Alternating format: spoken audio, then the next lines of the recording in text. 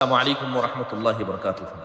ضلعی جمعیت اہل حدیث شولہ پور کے ماتحت نصف روزہ تربیتی پروگرام بعنوان صحابہ اکرام شبہات اور ان کے جوابات انشاءاللہ تعالی بمقام مسجد محمدیہ بیگم پیٹ شولہ پور میں ہونے جا رہا ہے۔